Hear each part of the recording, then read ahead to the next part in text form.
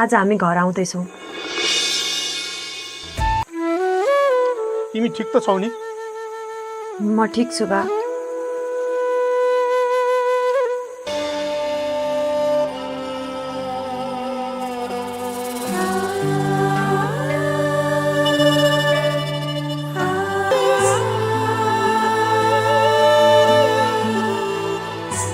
आजको एपिसोड सुरुदेखि अन्त्यसम्म निकै भावुक, उत्कृष्ट र सन्देशमूलक लाग्यो। जगतले आफ्नो गल्ती स्वीकार गरेर सच्चा पश्चाताप गरेको र सीताले आफ्नो आत्मसम्मान तथा भावनालाई स्पष्ट रूपमा प्रस्तुत गरेको दृश्य निकै मन छुने थियो। अन्ततः दुवैको मिलनले कथा अझ सुन्दर बनायो। कलाकारहरूको अभिनय स्वाभाविक, संवाद प्रभावशाली र प्रस्तुति निकै राम्रो थियो।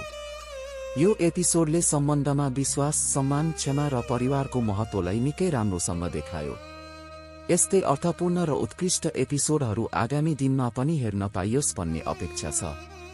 सबै कलाकार तथा सम्पूर्ण टिमलाई धेरै धेरै शुभकामना।